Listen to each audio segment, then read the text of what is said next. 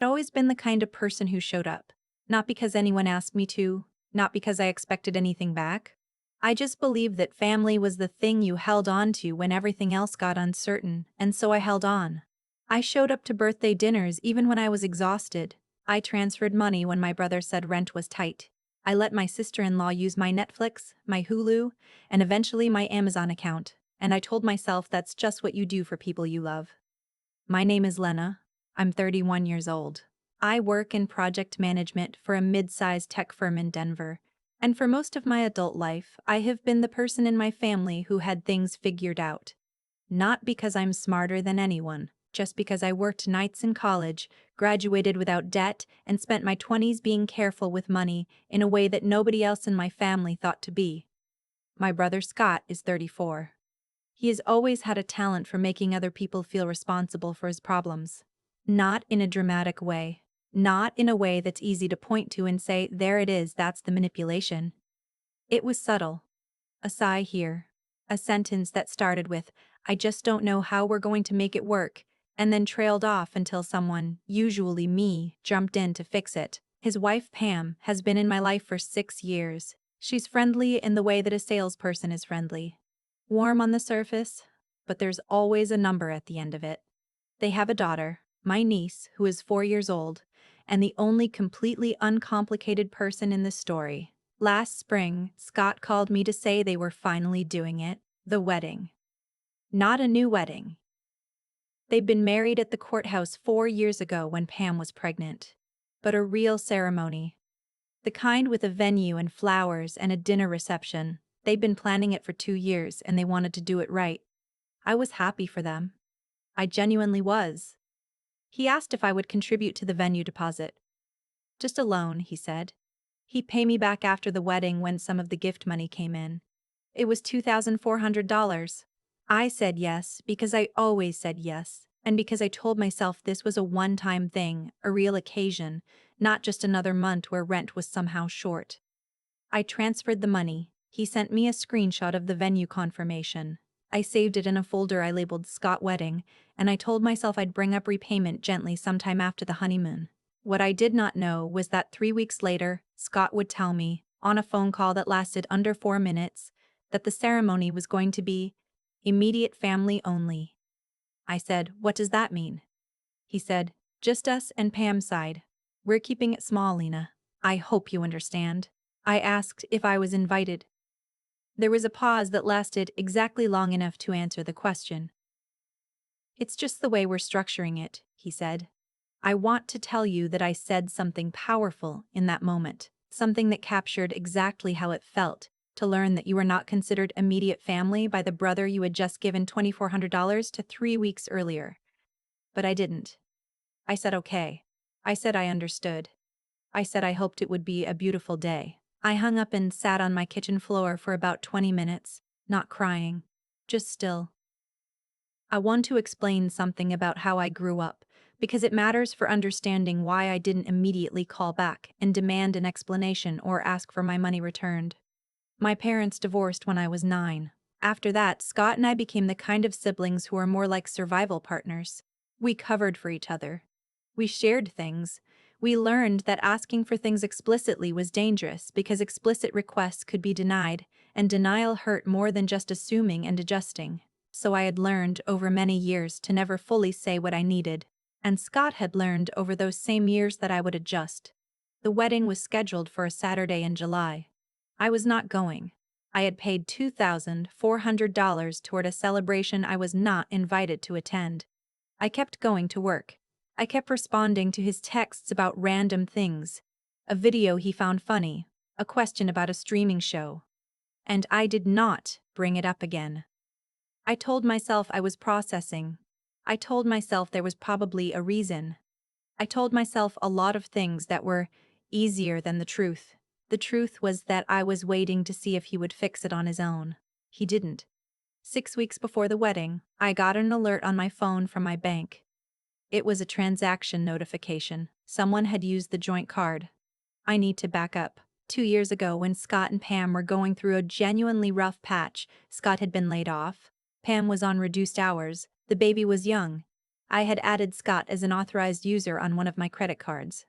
I told him it was for emergencies. He had used it maybe 4 or 5 times in that first year, always for things that seemed legitimate.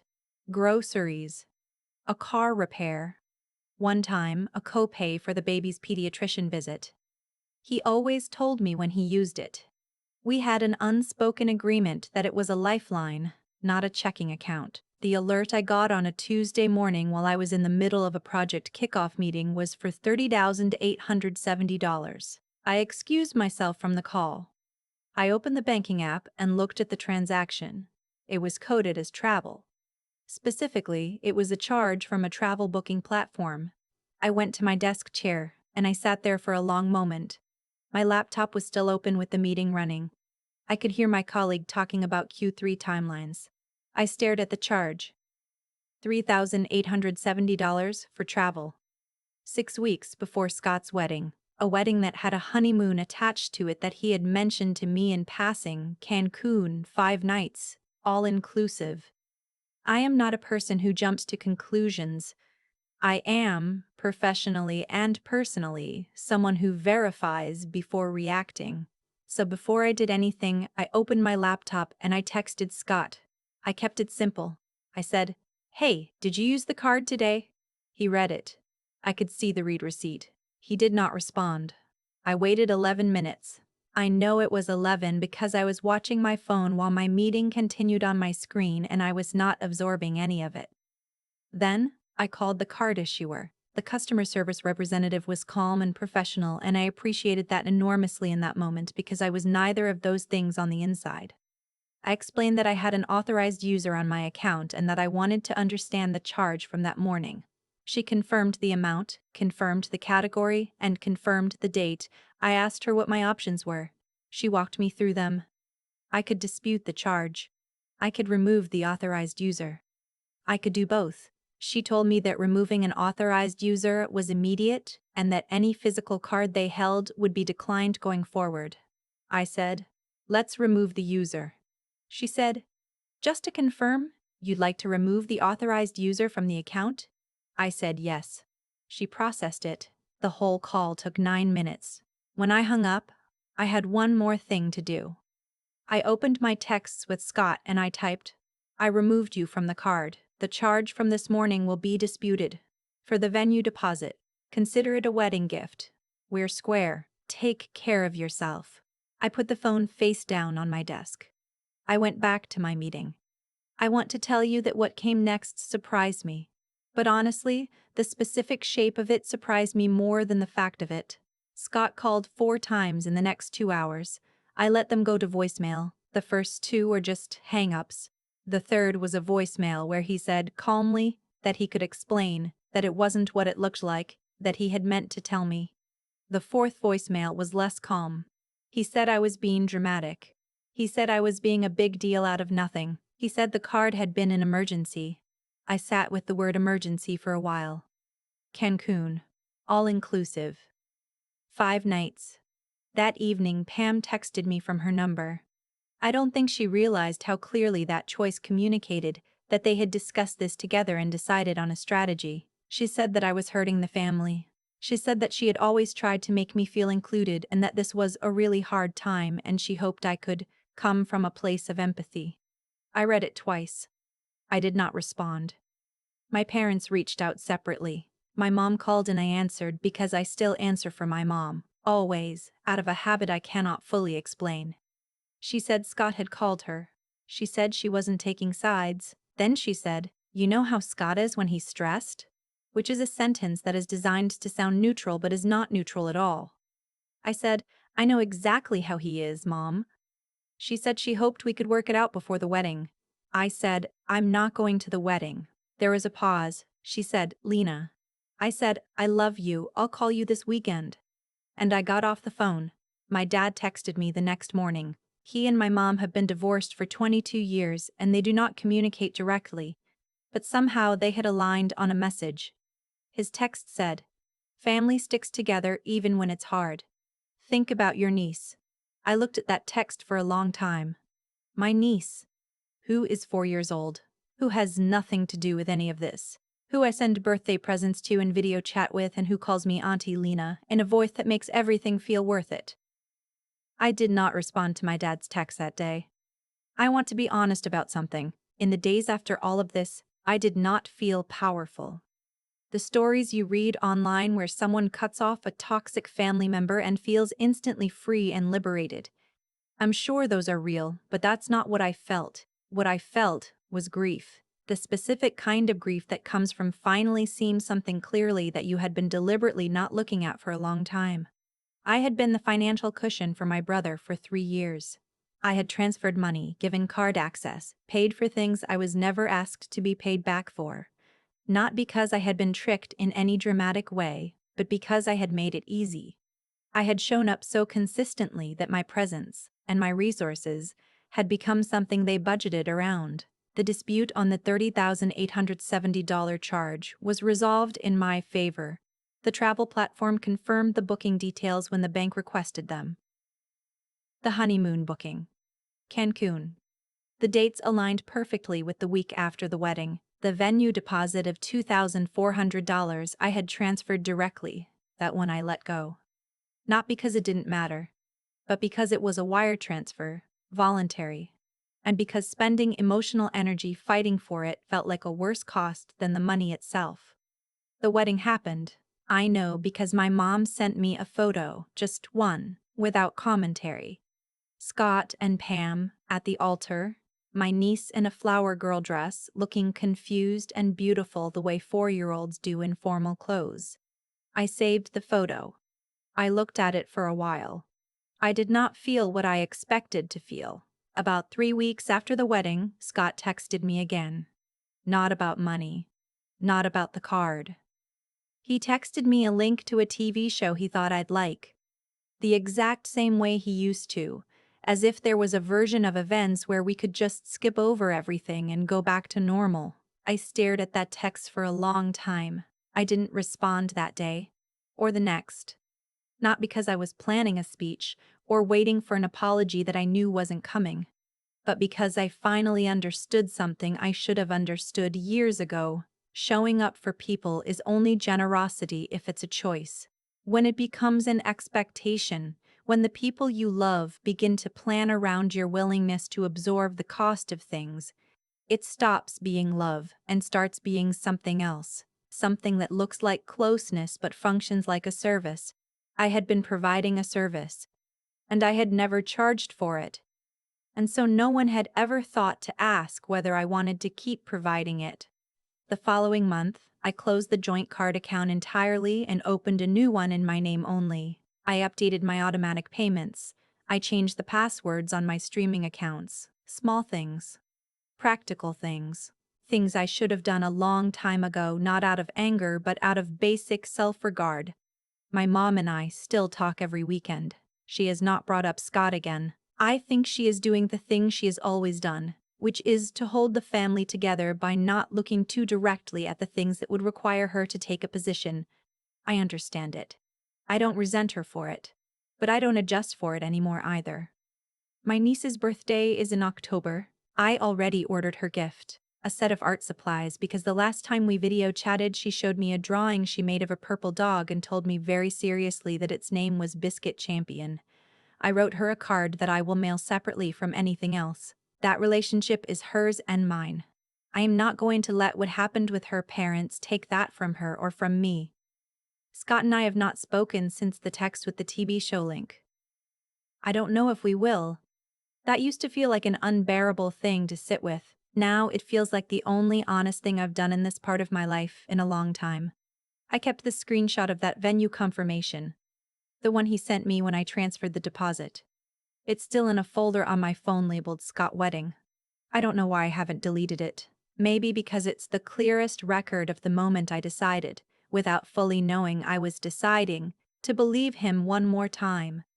I look at it sometimes, not to make myself angry, just to remember. There is a version of me from 3 years ago who would read this story and think, but what if he really needed the help? What if it wasn't malicious? What if you're being too hard on him? And maybe she's right. Maybe he didn't sit in a room and plan it all out. Maybe it just happened the way it always happens. gradually, one small assumption at a time, until the assumption became so comfortable that he stopped noticing it was there. But here's the thing I keep coming back to. When I asked him in that text, "Did you use the card today?" He read it. He saw the question. He chose not to answer. Not for 1 minute. Not for 5. For 11 minutes. While I sat in a meeting I couldn't focus on, he knew exactly what he had done, and he said nothing. That silence told me everything I needed to know. Not about whether he loved me. I think he probably does, in the way that people love things that are useful to them. But about whether he respected me. About whether, when the moment came, to be honest, he was capable of it. He wasn't. And I finally stopped being surprised by that. I am still the person who shows up. I show up for my friends, for my colleagues, for my niece, for my mom. I still believe that's a good way to be. I just don't show up for free anymore. I've thought a lot about cause and effect since all of this happened, not in a grand, cosmic way, just in the quiet, practical way you think about things when you're sitting alone on a Tuesday night trying to make sense of how you got somewhere you never expected to be. Scott didn't wake up one morning and decide to take advantage of me. That's the part that took me the longest to accept. It wasn't a scheme. It was a slow accumulation of small decisions, his and mine both, that compounded over years until what he was doing felt normal to him, and what I was tolerating felt normal to me. That's how these things work.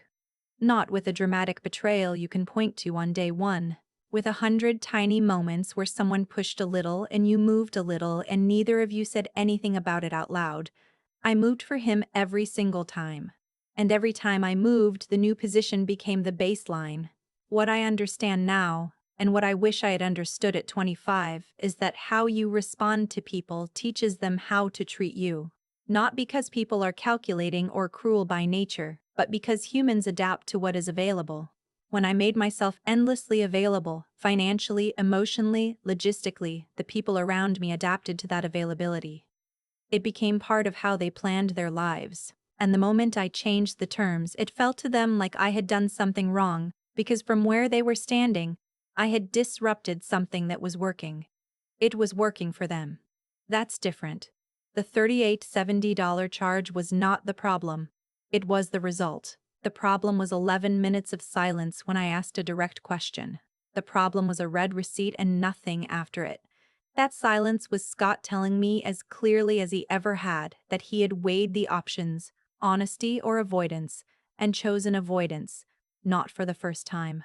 Not even for the 10th. Just the first time I was paying close enough attention to see it for what it was. Pam's text about coming from a place of empathy, I've thought about that one too. There is a kind of language people use when they know they are wrong but are not ready to say so. It sounds like emotional maturity. It uses the right words. But underneath it, it is asking you to absorb the cost of their behavior by being the bigger person. I have spent a long time being the bigger person. I am not interested in it anymore. What I am interested in anymore. What I am interested in is something simpler, reciprocity, not keeping score, not transactional love, just the basic, human understanding that care flows in more than one direction. That when you ask someone a direct question, they answer it. That when someone gives you access to something valuable, they don't exploit it without a conversation.